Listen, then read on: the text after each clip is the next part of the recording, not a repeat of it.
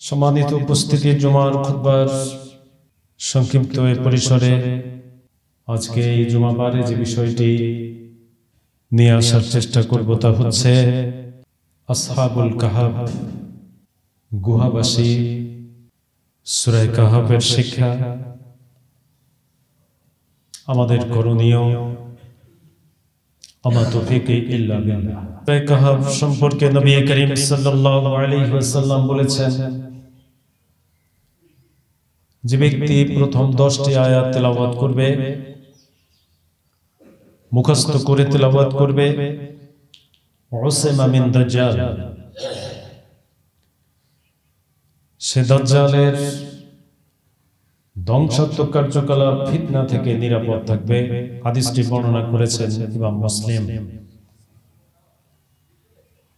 সেই মুসলিমে আরো একটি হাদিস রয়েছে, মান ক্বারাআল আশরাল আওয়াখির, যে ব্যক্তি সূরা কাহাফের সর্বশেষ 10টি আয়াত ক্বারাআ তেলাওয়াত করবে, সে ব্যক্তিও দাজ্জালের ফিতনা থেকে নিরাপদ থাকবে।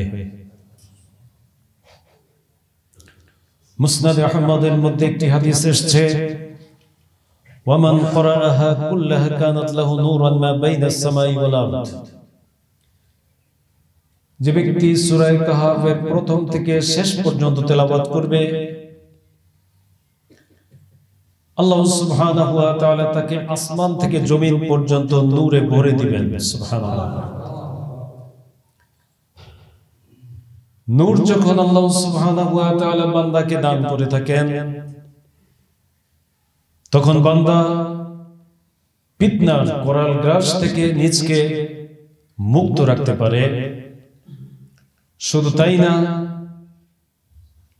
সে যা দেখে, সে যা চিন্তা করে, সে যে চেতনা লাভ করে, ফিতনায় নিপতিত ব্যক্তিরা তা অনুধাবন করতে পারে না। আল্লাহ সুবহানাহু ওয়া তাআলা তাকে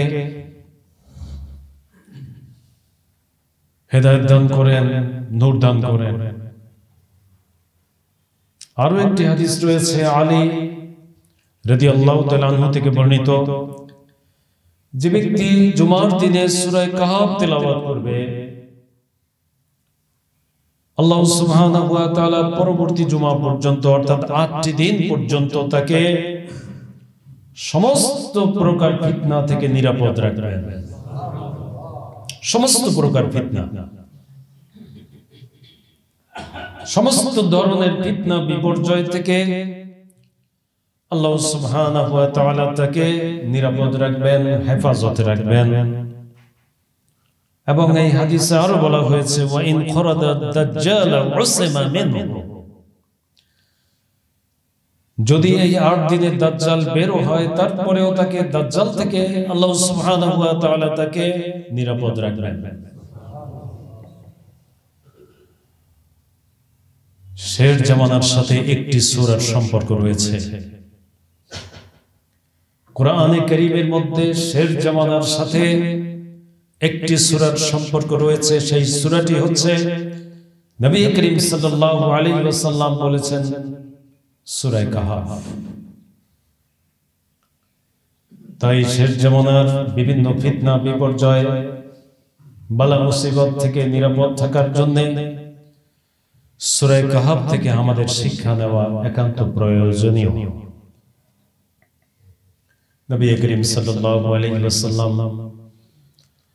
তৎকালীন মক্কায় যখন তাওহীদের দিকে মানুষকে আহ্বান করলেন, হেদায়েতের দিকে আহ্বান করলেন, আল্লাহ সুবহানাহু ওয়া তাআলার ওহীর দিকে আহ্বান করলেন, তখন বিভিন্নভাবে মক্কার পৌত্তলিক মুশরিক তারা বিরোধিতা করতে লাগলেন।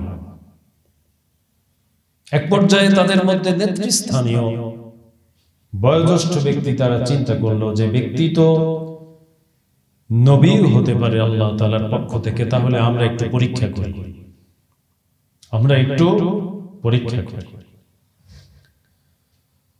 তাদের মধ্যে শীর্ষ স্থানীয় 2 জন মক্কার কুরাইশদের মধ্য থেকে শীর্ষস্থানীয় দুইজন ব্যক্তিবর্গকে প্রতিনিধি নিয়োগ করে তারা মদিনায় প্রেরণ করল।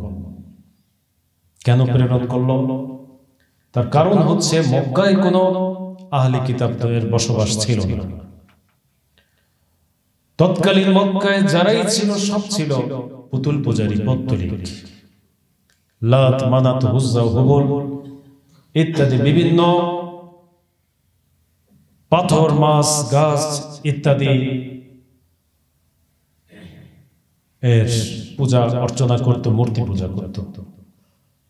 কিন্তু আহলে কিতাবের কোনো বসবাস মক্কায় ছিল না। কেন মদিনায় বসবাস ছিল? কেন আহলে কিতাবদের বসবাস ছিল? উত্তর হচ্ছে সমস্ত ধরনের আহলে কিতাব তারা মদিনায় অপেক্ষায় ছিল। তারা কিতাব তেলাওয়াত করে এই বিষয়টি তারা অবহিত হতে পেরেছিল যে শেষ জামানার নবী, তার আগমন, তার প্রচার কেন্দ্র, তার সেন্টার, এমনকি তিনি মৃত্যুবরণ করবেন মদিনায়, মদিনাতুন নববীতে। এই জন্যে আহলে কিতাব খায়বরে মদিনায় তারা অপেক্ষায় ছিল যে শেষ নবী যখন আগমন করবে তখন তারা তার হাতে তারা বায়াত গ্রহণ করবে। কিন্তু ইহুদিরা যখন দেখল নবী বনু ইসরাইল থেকে আসলো না, বনু ইসরাইল থেকে আসলো না, আসলো অর্থাৎ ইব্রাহিম আলাইহিস সালামের দুই স্ত্রী হাজেরা এবং সারা। হাজেরার গর্ভে ইসমাঈল আলাইহিস সালাতু ওয়াস সালাম, হাজেরার গর্ভে ইসমাঈল আলাইহিস সালাতু ওয়াস সালাম, সারার গর্ভে ইসহাক আলাইহিস সালাতু ওয়াস সালাম। এই ইসহাক আলাইহিস সালামের অধস্তন হচ্ছে বনি ইসরাইল, বনু ইসরাইল। আর এই ইসমাঈল আলাইহিস সালামের অধস্তন হচ্ছেন মুহাম্মদুর রাসূলুল্লাহ সাল্লাল্লাহু আলাইহি ওয়াসাল্লাম। তারা যখন দেখলো বনি ইসরাইল থেকে হলো না, বরং বনু ইসমাঈল থেকে হয়েছে, বনু ইসমাঈল থেকে হওয়ার কারণে তারা হেদায়েতকে, শেষ নবীকে তারা গ্রহণ করলো না। গোলামির কারণে, স্বার্থের কারণে। যাই হোক, মক্কার প্রতিনিধি দল যখন মদিনায় আগমন করলো, তারা বলল এই তার চরিত্র, এই তার স্বভাব, এই তার রং, এই তার গোত্র, সে তো আমাদের কাছে নবী হিসেবে আবির্ভূত হয়েছে, সে দাবিও করে। তখন মদিনার আহলে কিতাব বলল তাকে তিনটি প্রশ্ন করব, সে যদি সত্য নবী হয় তাহলে এই তিনটি প্রশ্নের যথার্থ উত্তর প্রদান করতে পারবে, আর যদি সে তিনটি প্রশ্নের উত্তর দিতে না পারে তাহলে তোমরা মনে করবে সে মিথ্যাবাদী, কাযযাব। তাহলে তার ব্যাপারে তোমরা যা খুশি তাই সিদ্ধান্ত নিতে পারো, সেটি তোমাদের ব্যাপার। এই আহলে কিতাবদের নিকট শেষ নবীর পরিচয় ছিল এবং সে পরিচয়টা তাদের কিতাব থেকেই তারা পেয়েছিল। এমনকি নামটা পর্যন্ত তারা পেয়েছিল যে তার নাম হবে আহমদ। মুহাম্মদুর রাসূলুল্লাহ সাল্লাল্লাহু আলাইহি ওয়াসাল্লামের আরেকটি নাম হচ্ছে আহমদ, আহমদ মুস্তাফা সাল্লাল্লাহু আলাইহি ওয়াসাল্লাম। তো মদিনার ইহুদিরা তিনটি প্রশ্ন তাকে অবহিত করলে, এক নম্বর হচ্ছে তাকে প্রশ্ন করবে যে পূর্ববর্তী কোন এক জামানায়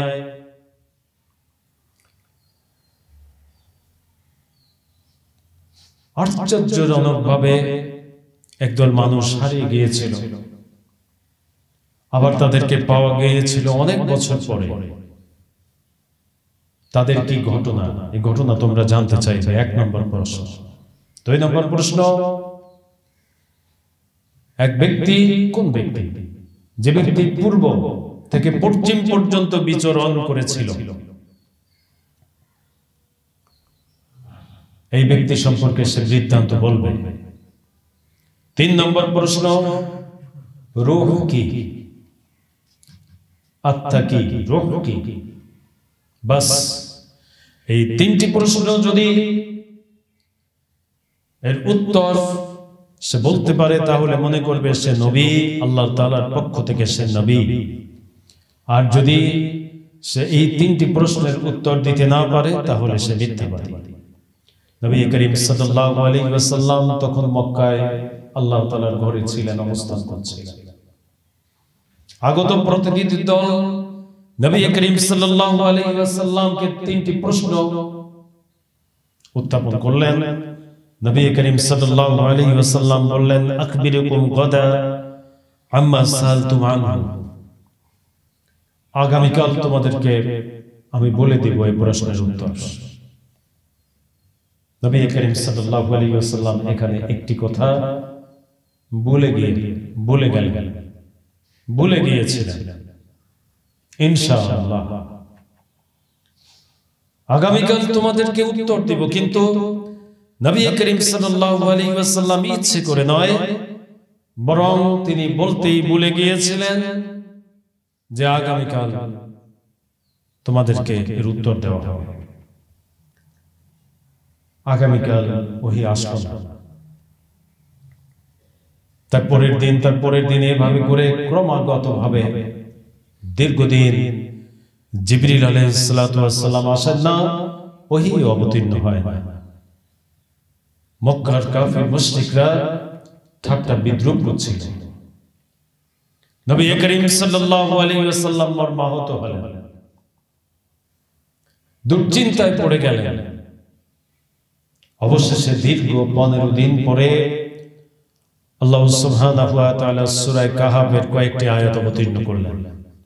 সর্বপ্রথমে মহানবী সাল্লাল্লাহু আলাইহি ওয়াসাল্লামকে আল্লাহ সুবহানাহু ওয়া তাআলার পক্ষ থেকে শাসালেন, ধমকালেন, এই বলে, ওয়ালা তাকুলান্না লিশাইইন ইন্নী ফাইলুন যালিকা গাদা ইল্লা আইয়াশা আল্লাহ, কখনো আপনি বলবেন না হে নবী যে আগামীকাল আমি এই কাজটি করব, ইল্লা আইয়াশা আল্লাহ, ইনশাআল্লাহ ব্যতিরেকে কখনো বলবেন না। নবীদের ছোট্ট একটি ভুলকেও আল্লাহ সুবহানাহু ওয়া তাআলা ধরেন। নবীদের ছোট্ট একটি ভুলকেও আল্লাহ সুবহানাহু ওয়া তাআলা ধরেন। কারণ হচ্ছে উম্মাহ জাতি তো নবীর অনুসারী, এই জন্য ছোট্ট একটি ভুলও তাকে করতে দেন না।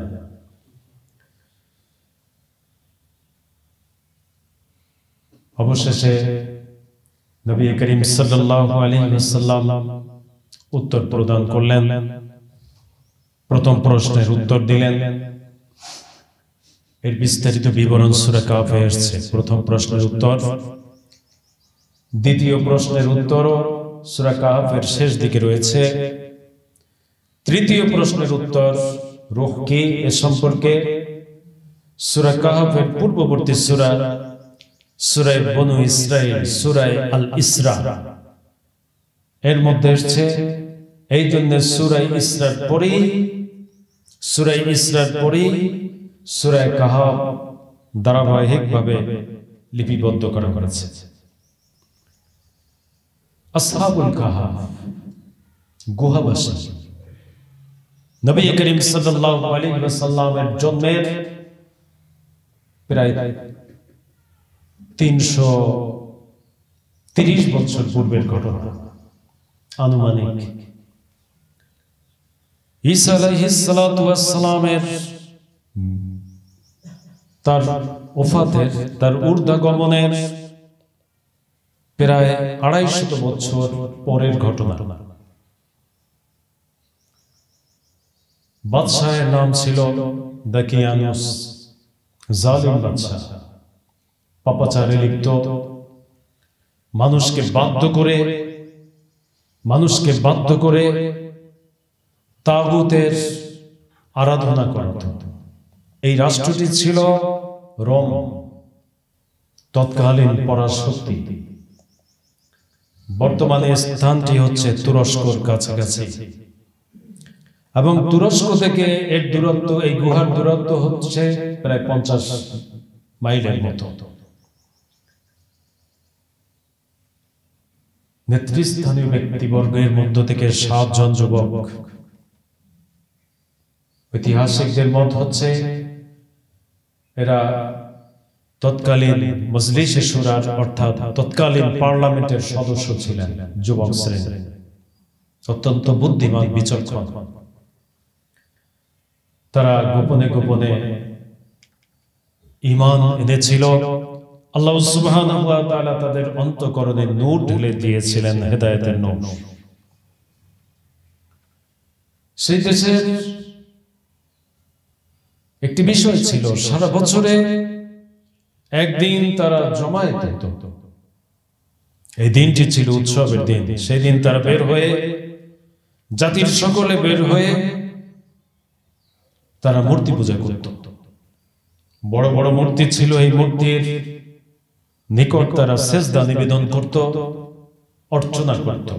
মূর্তিকে উদ্দেশ্য করে তারা পশুকে জবাই করত।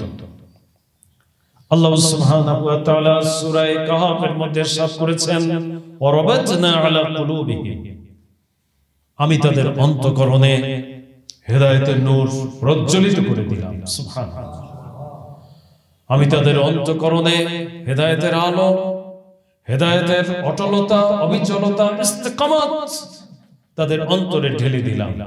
ইদা কম, তারা অনেকক্ষণ চিন্তাগ্রস্ত হয়ে বসেছিল। তারপরে তারা কি করবে,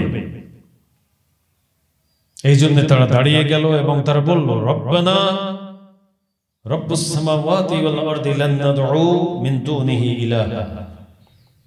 তারা বলল, আমাদের রব হচ্ছেন আসমান এবং জমিনের সৃষ্টিকর্তা, লান নাদউ মিন দুনিহি ইলাহা, সেই ইলাহ ছাড়া আমরা কাউকে আহ্বান করতে পারি না। এই চিন্তা, এই ভাবনা, এই চেতনা তাদের অন্তঃকরণে দৃঢ় থেকে দৃঢ়তর হল। অবশেষে বিষয়টি ছড়িয়ে পড়ল যে তারা অর্চনা করছে না, তারা তাগুতের উপাসনা করছে না, তারা প্রচলিত মূর্তি পূজার বিরোধী। সম্রাট বাদশাহ তাদেরকে ডাকালেন, আহ্বান করলেন। বাদশার সম্মুখে তারা আল্লাহ সুবহানাহু ওয়া তাআলার তাওহীদকে তারা নিবেদন করলেন। বাদশাহ তাদেরকে প্রচলিত তৎকালীন ধর্মের দিকে আহ্বান করলো। 7 জন যুবককে, মতান্তরে 9 জন যুবককে। কিন্তু এই যুবক দৃঢ় সংকল্প চিত্তে আবা আলাইহিম, অস্বীকার করলো তাদেরকে। বাদশাহ তাদেরকে দমকালেন, শাস্তির কথা বললেন, তাদেরকে শিরোচ্ছেদ করার ঘোষণা করলেন। এবং শিরোচ্ছেদ করার পূর্বে তাদেরকে, তৎকালীন রাষ্ট্রের একটি আইন ছিল যে রাষ্ট্রের যারা বিরোধী হয়, রাষ্ট্রদ্রোহী যারা হয়, তাদেরকে উলঙ্গ করে ঘুরানো। বাদশাহ বললেন, তাদেরকে পোশাককে তোমরা ছিনিয়ে নাও, তাদের পোশাককে তোমরা খুলিয়ে নাও। এই কথা শুনে 7 যুবক তারা চিন্তা করলো যে আমাদের দিন নিয়ে আমরা এখান থেকে চলে যাব। আমাদের দিনকে আমাদের হেফাজত করতে হবে, আমাদের দিনকে আমাদের সুরক্ষা করতে হবে। আমরা আমাদের দিন চলে যাওয়ার ভয় করছি, তাই আমাদের দিনকে হেফাজত করতে হবে। এই বিষয়টি, এই শিক্ষা এই চেতনা থেকে আমাদের শিক্ষা নিতে হবে। নবী করিম সাল্লাল্লাহু আলাইহি ওয়াসাল্লাম সহিহ হাদিসে ইরশাদ করেছেন, ইউশিকু আইয়াকুনা খায়রু মালিন আহাদিকুম গনামান ইয়াতবাউ বিহা সাগাফাল জিবাল। শেষ জামানায় এমন হবে দুরবস্থা, সমাজের অবস্থা এমন হবে, ঈমানদাররা তাদের ঈমানকে হেফাজত করার জন্য, তাদের ঈমানকে সুরক্ষার জন্য কিছু ছাগল নিয়ে বৃষ্টি স্নাত এলাকায়, পাহাড়িয়া নিচু উঁচু এলাকায় তারা চলে যাবে, যেখানে বৃষ্টি হয়। তার কারণ হচ্ছে ইয়াফিরু বিদীনিহি মিনাল ফিতান, বিভিন্ন ফিতনা থেকে নিজকে সুরক্ষা করার জন্য, বিভিন্ন ফিতনা থেকে নিজকে হেফাজত করার জন্য তারা তাদের দ্বীনকে নিয়ে তারা পালিয়ে চলে যায়। দ্বীনকে হেফাজত করার জন্য সমাজচ্যুত হওয়া শেষ জামানায় জায়েজ, বৈধ। দ্বীনকে হেফাজত ছাড়া জামাতচ্যুত হওয়া, সমাজচ্যুত হওয়া জায়েজ না। তার কারণ হচ্ছে জামাত এবং জুমা পরিত্যাগ হয়। শুধুমাত্র দ্বীনকে হেফাজত করার জন্য, নিজের দ্বীনকে বাঁচানোর জন্য, নিজের দ্বীনকে বাঁচানোর জন্য দ্বীনকে নিয়ে পালিয়ে যাওয়াটা, দ্বীনকে নিয়ে পালিয়ে যাওয়াটা বৈধ। যেমন নাকি আবি সালাবা রাদিয়াল্লাহু তাআলা আনহু এই আয়াত যখন অবতীর্ণ হয়, আলাইকুম আনফুসাকুম লা ইয়াদুররুকুম মান দাল্লা ইযা তাদাইতুম, তোমরা যদি হেদায়েতের উপরে প্রতিষ্ঠিত থাকো তাহলে তোমাদের কেউ ক্ষতি করতে পারবে না। তোমরা যদি হেদায়েতের উপরে প্রতিষ্ঠিত থাকো তোমাদের কেউ তোমাদের ক্ষতি করতে পারবে না। তারপরে আবি সালাবা রাদিয়াল্লাহু তাআলা আনহু তিনি নবী করিম সাল্লাল্লাহু আলাইহি ওয়াসাল্লামকে বললেন, আম্মা ওয়াল্লাহি লাকাদ সালতু আনহা রাসূলুল্লাহ সাল্লাল্লাহু আলাইহি ওয়াসাল্লাম ফাকালা বালি তামারু বিল মা'রুফ ওয়া তানাহু আনিল মুনকার। আমি জিজ্ঞেস করলাম, ইয়া রাসূলুল্লাহ,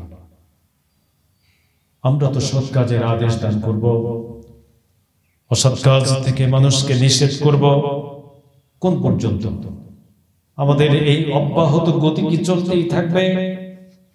নবী করিম সাল্লাল্লাহু আলাইহি ওয়াসাল্লাম বললেন, অতক্ষণ পর্যন্ত চলবে।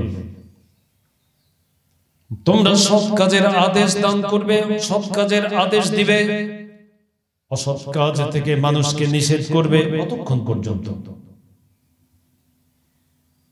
ওই সময় পর্যন্ত ইযা রাআইতা শুহ্রান মুতাআ, যখন মানুষ লোভের অনুগামী হবে, লোভ,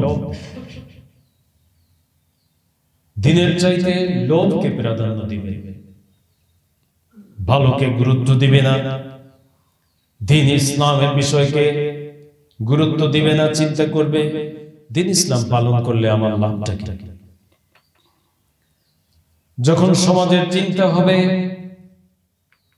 পর্দা করলে, ঘুষ পরিহার করলে, সুদ পরিত্যাগ করলে আমার লাভটা কি, ইসলাম আমাকে কি দিবে, দ্বীন আমাকে কি দিবে, সমাজের যখন এই চিন্তা হবে তখন পর্যন্ত তোমরা সৎ কাজের দাওয়াত দিবে, অসৎ কাজ থেকে বিরত রাখবে মানুষকে। কিন্তু যখন সমাজের নেচারটাই পরিবর্তন হবে, সমাজটাই কলুষিত দূষিত হবে, সমাজটা পচে গলে যাবে, মানুষের চিন্তা হবে আযান ইকামত জামাত কি হবে ওখানে গিয়ে, তাতে তো আমার লস। দ্বীন কি আমাকে টাকা দিতে পারবে? দ্বীন কি আমাকে ফায়দা দিতে পারবে? আমার ব্যবসায়ী তো লাভ কি হবে জামাতে গিয়ে? টোটাল মানুষের চিন্তাটাই যখন এমন হবে, ওয়া হাওয়া মুত্তাবিআন, এবং যখন মানুষ প্রবৃত্তির অনুসরণ করবে, প্রবৃত্তি যা বলবে তাই করবে, মানুষ প্রবৃত্তির অনুগামী হবে। প্রবৃত্তি হবে তার মাবুদ, প্রবৃত্তি হবে তার ইলাহ। মানুষ যা চিন্তা করবে এটাকেই সবকিছু মনে করবে। মানুষ যা ভাববে, মানুষ যা চিন্তা করবে এটাকেই তার নলেজ মনে করে সেই দিকেই গমন করবে। ও দুনিয়া মুরসা, আর আখিরাতকে মনে করবে আখিরাত। কিসের আবার আখিরাত? আগে নগরটা নিয়ে নেই। সমাজ যখন এভাবে কলুষিত হবে, সমাজের চিন্তা দূষিত হবে, সমাজের টোটাল মানুষগুলোই যখন একেবারে এভাবে দূষিত চিন্তা চেতনায় লালিত হবে, চলবে, ইমাম খতিব বয়ান করতে পারবে না মসজিদে। আজকে সেই সমাজে আজকেই তো মসজিদে জোরে তেলাওয়াত করা যায় না, কোরআন তেলাওয়াত করা যায় না, ডিস্টার্ব। জোরে আজান দেওয়া যায় না, মুসলমানদের ডিস্টার্ব। জামাতের কথা বলা যায় না, এটা তার ব্যাপার। পর্দার কথা বলা যায় না, ইমাম খতিবের চাকরি থাকে না। সমাজটা যখন এভাবে কলুষিত হবে, নবী করিম সাল্লাল্লাহু আলাইহি ওয়াসাল্লাম ফিতনা সম্পর্কে হাদিসে আরো উল্লেখ করেন, যখন তুমি দেখবে সমাজটা এভাবে কলুষিত দূষিত, তখন তুমি সমাজে কেমন করে আদেশ করবে? তখন তুমি নিজেই তো দূষিত সমাজের প্রভাবে তোমারই কলুষিত হয়ে যাওয়ার উপক্রম। তখন আর দাওয়াত দরকার নেই, আর তা'মুরুনা বিল মা'রুফের দরকার নেই, ওয়া তানহাউনা আনিল মুনকারের প্রয়োজন নেই। তখন কি করবে?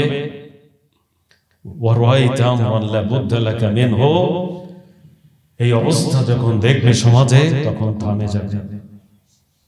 সৎ কাজের আদেশ বন্ধ, অসৎ কাজের আদেশ বাদ দিবে। তখন নিজেকে নিয়ে চিন্তা করো, নিজকে কিভাবে সেভ করবে। পালাও সমাজ থেকে, পালাও ওই কলুষিত সমাজ থেকে। তখন তুমি নিজকে নিয়ে চিন্তা করো। এই নিজ তিন শ্রেণী। এক নম্বর হচ্ছে কেবলমাত্র নিজে, দুই নম্বর হচ্ছে নিজের কেবল আহাল পরিবার। কারণ তখন তুমি দূষিত সমাজের দিকে যাবে, তোমার পরিবার নষ্ট হয়ে যাবে, তোমার পরিবারকে সেভ করবে। তিন নম্বর এই নাফসাক অর্থ সমাজে কিছু অল্প কিছু হেদায়েতের লোক থাকবে, হেদায়েতের পথে থাকবে, হেদায়েতের কথা বলবে, যদিও তারা গোপনে হকের একটা দল কিয়ামত পর্যন্ত থাকবে, হকের উপরে প্রতিষ্ঠিত থাকবে। এই তাদেরকে নিয়েই থাকো। ওয়াদা আমরাল আওয়াম, ওয়াদা আমরাল আওয়াম, আমকে বাদ দাও। ওয়াদা মানে পরিত্যাগ করো, আমরাল আওয়াম জনসাধারণের উপর যে কাজ, এই কর্ম পদ্ধতি, এই কর্মশালা, দাওয়াতি এই কর্ম পদ্ধতি, তখন বাদ দিবে। হাদিসটি হাসান, ইমাম তিরমিজি বর্ণনা করেছেন। সম্মানিত উপস্থিতি, ঠিক আসহাবে কাহফের অবস্থা এমনই হয়েছে। জালিম বাদশা বাধ্য করেছিল তাদেরকে, বাধ্য করে তাদেরকে ফিতনায় নিমজ্জিত করে ঈমান হারা করতে চেয়েছিল। তারা পালিয়ে গেল দ্বীনকে নিয়ে, সবকিছু ফেলে দ্বীনকে নিয়ে তারা পালালো। অতঃপর তারা পালিয়ে একটি গুহার কাছে গেল, গুহার মধ্যে প্রবেশ করলো। আল্লাহ সুবহানাহু ওয়া তাআলার নিকট তারা বলল, রব্বানা, রব্বানা, হে আমাদের রব, আতিনা মিন লাদুনকা রাহমাহ, আমাদেরকে আপনার পক্ষ থেকে আপনি রহমত দান করেন। ওয়া হাইয়্যি লানা মিন আমরিনা রাশাদা, আর ইয়া রাব্বুল আলামিন আমাদের প্রত্যেকটি কাজ কর্ম সবকিছু যেন সঠিক পন্থায় পরিচালিত হয়, আপনি তার ব্যবস্থা করে দিয়েন ইয়া রাব। তার কাজ করেছে, দোয়াও করেছে। আজকে আমরা দোয়া করি, কাজ করি না। কাজ করলে আমার দোয়া করি না। তারা কাজ করেছেন, চেষ্টা করেছেন, আবার আল্লাহ সুবহানাহু ওয়া তাআলার নিকট দোয়া করেছেন। অবশেষে আল্লাহ সুবহানাহু ওয়া তাআলা তাদের ডাকে সাড়া দিয়েছেন। আল্লাহ সুবহানাহু ওয়া তাআলা গুহার মধ্যে তাদেরকে ঘুম পাড়িয়ে রাখলেন। ঘুমটা এমন ছিল, আমাদের ঘুমের সময় কানটা সজাগ থাকে। আমাদের সমস্ত অঙ্গ প্রত্যঙ্গ যখন নিদ্রা যায়, কানটা তারপরে ঘুমায়। আবার সব অঙ্গ প্রত্যঙ্গ থেকে কানটা আবার সবার আগে জাগ্রত হয়। কিন্তু আল্লাহ সুবহানাহু ওয়া তাআলা আসহাবে কাহাফ গুহাবাসীদেরকে ঘুম পড়িয়েছিলেন। টোটাল কানটাকে এমন ভাবে ঘুম পড়িয়ে দিয়েছিলেন, তিনি কানের কথা সর্বাগ্রে উল্লেখ করেছেন, ফাদরাবনা আলা আযানিহি, আমি ঢেলে দিলাম ঘুমকে তাদের কানে। ফিল কাহফি, আসহাবুল কাহফবাসীদেরকে সিনিনা আদাদা, দীর্ঘ সময় পর্যন্ত, অর্থাৎ মানুষ কানে শোনার পরেই ঘুম থেকে জাগ্রত হয়। মানুষ যখন আহ্বান করে অথবা কেউ ডাক দেয় অথবা আজান শুনে, কোনো ঘন্টার ধ্বনি শুনে, এই শোনার কারণেই সে ঘুম থেকে জাগ্রত হয়। আল্লাহ সুবহানাহু ওয়া তাআলা আসহাবে কাহফবাসীদেরকে কানে তাদেরকে ঘুম পড়িয়ে দিলেন। অর্থাৎ তাফসীরের মধ্যে এসেছে আলকাইনা আলাইহিমুন নাওমা হিনা দাখালু ইলাল কাহফ, তাদের কানে তাদের কর্ণপ্রহরে এমন ঘুম দিয়ে দিলেন, একেবারে তারা ঘুমিয়ে পড়ল। দীর্ঘকালীন ঘুম, এভাবে করে ঘুমিয়ে রাখলেন আল্লাহ সুবহানাহু ওয়া তাআলা তাদেরকে অনেক বছর, 1 বছর 2 বছর নয়, 309 বছর। অবশেষে 309 বছরের মধ্যে আল্লাহ সুবহানাহু ওয়া তাআলা বলেন, আমি তাদেরকে সাহায্য করেছি, সমস্ত প্রকৃতিকে আমি তাদের অনুগত করে দিয়েছিলাম। সূর্য যখন উঠত, তাদের যেন কষ্ট না হয়, সূর্য গুহা ঘুরে অন্য দিক থেকে গমন করত। সুবহানাল্লাহ। এভাবে করে, এবং তারা মাঝে মাঝে পার্শ্ব পরিবর্তন করত। পার্শ্ব পরিবর্তন না করলে পরে মাটি তাদেরকে খেয়ে ফেলত। আল্লাহ সুবহানাহু ওয়া তাআলা এইভাবে তাদেরকে 309 বছর, 309 বছর, চন্দ্র বৎসরের 309 বছর, সৌর বৎসরের 300 বছর ঘুম পাড়িয়ে রাখলেন। অবশেষে জাগ্রত করলেন। তাদের শরীরের সব অঙ্গ প্রত্যঙ্গ ঠিক ছিল, তাদের সমস্ত শরীরের লোমগুলো ঠিক ছিল, তাদের চুলগুলো ঠিক ছিল, তাদের হাতের নখ পর্যন্ত ঠিক ছিল, একটুও বাড়েনি। একেবারে আল্লাহ সুবহানাহু ওয়া তাআলা তাদেরকে স্থবির অবস্থায় রেখেছিলেন। এই অবস্থায় চলে গিয়েছিল সৌর বৎসরের 300 বছর, চন্দ্র বৎসরের 309 বছর। ঘুম থেকে জাগ্রত হয়ে একে আরেককে জিজ্ঞেস করতে লাগলো, কামলা বিসতুম, কতক্ষণ ঘুমাচ্ছিলে তুমি? ক্বালু লাবিসনা ইয়াওমান আও বা'দা ইয়াওম। তখন পাশের ব্যক্তি বলল, একদিন অথবা তার কিছু বেশি। ঘুমটা একটু বেশি হয়েছে, একদিন অথবা তার কিছু বেশি হবে। তখন বয়োজ্যেষ্ঠ ব্যক্তি বললেন, আল্লাহ সুবহানাহু ওয়া তাআলা তিনি জানেন আমরা কতক্ষণ ঘুমিয়েছি। অতঃপর ক্ষুধা অনুভব করলেন। তাদের মধ্য থেকে এক ব্যক্তিকে বাজারে পাঠালেন। তারা কিছু টাকা পয়সা দিরহাম নিয়েও বের হয়েছিল, যেহেতু তারা ইচ্ছে করেই পালিয়েছিল। তারা বাজারে যখন গেল,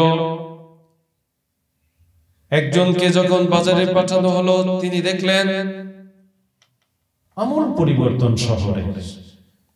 শহর চিনতে পারছেন না, ভাবছেন কেমন প্রজন্ম। আমি যে সকালে আসলাম, ও তো ভাবছে আমি গতকালকে এসেছি, গতকালকে এই শহর থেকে আমি ঘুরে গেলাম, এই শহর তো আমার কাছে নতুন, আমি চিনতে পারছি না। রাস্তা অনেক প্রশস্ত, অনেক মানুষ, জনপদের পরিবর্তন, রাস্তাঘাটের পরিবর্তন, উনি কিছুই চিনতে পারছেন না। তিনি ভাবলেন আল্লাবি জুনুনা, আল্লাবি জুনুনা, সম্ভবত আমি পাগল হয়ে গেছি, অথবা আমার দৃষ্টি ভ্রম হয়েছে, আমি সবকিছু ভুলে যাচ্ছি, অথবা ভুলে গেছি। আবার তিনি চিন্তায় ফিরে আসলেন, বললেন যে না, আমার তো সব ঠিক আছে। তারপরে ভাবলেন আমার কি মস্তিষ্ক বিকৃত হয়েছে, এভাবে ভাবতে লাগলেন। আবার চিন্তা করলেন আল্লাহর কসম, যত তাড়াতাড়ি আমার এখান থেকে ফিরে যাওয়া যায় ততই আমার জন্য মঙ্গল। এরপরে তিনি চিন্তা করলেন সকলে তো ক্ষুধার্ত, আমাকে কিছু কিনতে হবে, আমাকে তো কিছু কিনতে হবে। তিনি একটি দোকানে গেলেন এবং মুদ্রা দিলেন। মুদ্রা দেওয়ার পরে বিক্রেতা আশ্চর্য হয়ে গেল, কি দিচ্ছ আমাকে? এই যে রৌপ্য মুদ্রা, কোথায় পেয়েছো তুমি? কোথায় পেলে তুমি কি কোনো খনিজ সম্পদ পেয়েছ? এবং দোকানদার পাশের লোককে ডেকে বলল, এই দেখো মুদ্রা, হয়তো খনিজ পেয়েছে। এবং সে বলল যে না, আমি গতকাল এই শহর থেকে বের হয়েছি। কোথায় এলোমেলো, এবং এই মুদ্রা দেখে তারা সন্দেহ করে তারা ভাবলো যে নিশ্চয়ই কোনো খনিজ পেয়েছে। তারা তাকে ধরে রাজ দরবারে নিয়ে গেল। কিন্তু আল্লাহ সুবহানাহু ওয়া তাআলা ইতিমধ্যে পরিবর্তন ঘটিয়ে দিলেন। প্রায় 300 বছরেরও বেশি এই সময়ে হয়েছে আমূল পরিবর্তন। এখন যিনি বাদশা, ইনি ছিলেন আল্লাহতে বিশ্বাসী, তাওহীদবাদী ছিলেন। তিনি তার কথাগুলো সব শুনলেন। বাদশা তার রাজ দরবার থেকে নেমে এসে তার সাথে মুসাফা করলেন, কোলাকুলি করলেন এবং সব কথা শুনলেন। এই সমাজটা বর্তমান সমাজ, পরবর্তী 300 বছর পরের সমাজ। তারা তাওহীদবাদী ছিল, কিন্তু একটি বিষয়ে তারা বিশ্বাস স্থাপন করত না, পরকাল আখিরাতকে তারা বিশ্বাস করত না। সব বিশ্বাসই তাদের ঠিক ছিল, কিন্তু মৃত্যুর পর আখিরাত হতে পারে, পরবর্তী জীবনে আবার বিচার হতে পারে, এটার উপরে তারা বিশ্বাস ছিল না। আল্লাহ সুবহানাহু ওয়া তাআলা একটি জাতিকে শিক্ষা দেওয়ার জন্য এই আসহাবে কাহাফকে তাদের সাথে মোলাকাত করালেন। অবশেষে বাদশা এবং তার দরবারের সাথীরা ওই ব্যক্তিকে নিয়ে সেই আসহাবে কাহাফের অন্যান্য অধিবাসী তাদের কাছে নিয়ে গেল। নিয়ে যাওয়ার পরে বর্ণনা এসেছে তাদের সাথে বাদশার মোলাকাত হয়েছিল, কথোপকথন হয়েছিল। অবশেষে তারা আবার বিশ্রাম নিল। আল্লাহ সুবহানাহু ওয়া তাআলা তাদেরকে চিরতরে মৃত্যুবরণ করালেন। অবশেষে ওই প্রজন্ম, এই বাদশা এবং তার অনুসর, তার সর্গ সবাই যারা আখিরাতে অবিশ্বাসী ছিল, তারা এই আসহাবুল কাহাফের এই বৃত্তান্ত শুনে, ঘটনা পর্যবেক্ষণ করে তারা আখিরাতের উপর বিশ্বাস স্থাপন করেছিল। আল্লাহ সুবহানাহু ওয়া তাআলা একটি জাতির ধ্যান ধারণাকে পরিবর্তন করে দিলেন আসহাবে কাহাফের মাধ্যমে। সম্মানিত উপস্থিতি, এই হচ্ছে আসহাবে কাহফের শিক্ষা।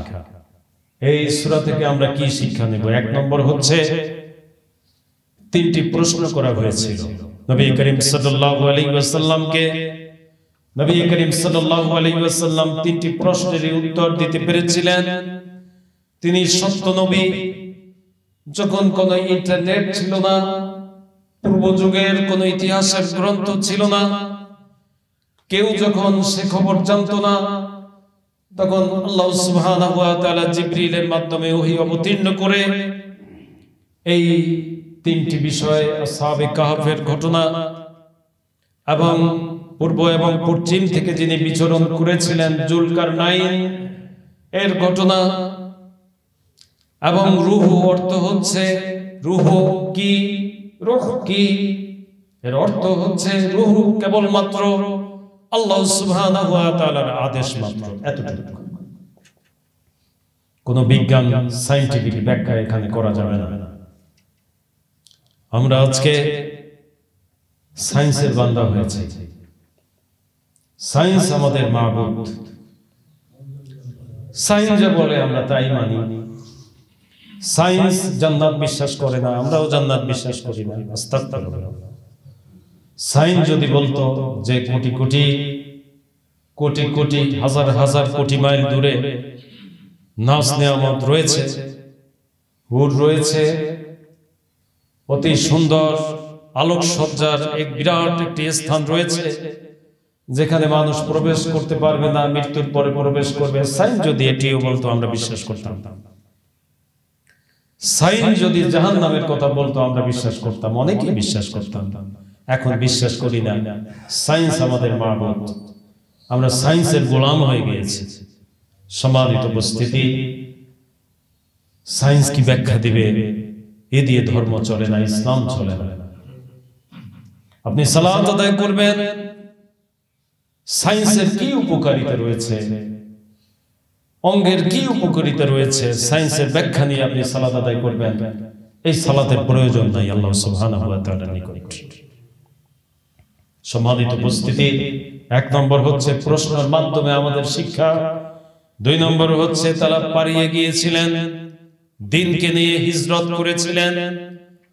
আমাদেরও এই চেতনা গ্রহণ করতে হবে। শেষ জামানায়, ফিতনার জামানায়, শহর থেকে গ্রামে, গ্রাম থেকে নির্জনে পালাতে হবে।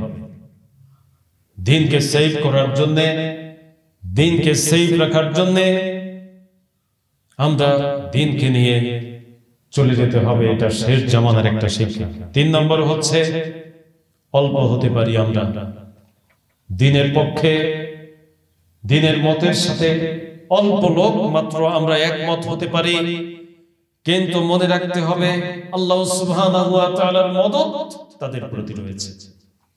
তিনি মদদ করবেন যেভাবে তিনি একটি জনপদের মানুষ, একটি রাষ্ট্র শক্তি, তার বাইরেও কেবলমাত্র 7 জনকে অথবা মতান্তরে 9 জন যুবককে আল্লাহ সুবহানাহু ওয়া তাআলা হেফাজত করেছিলেন।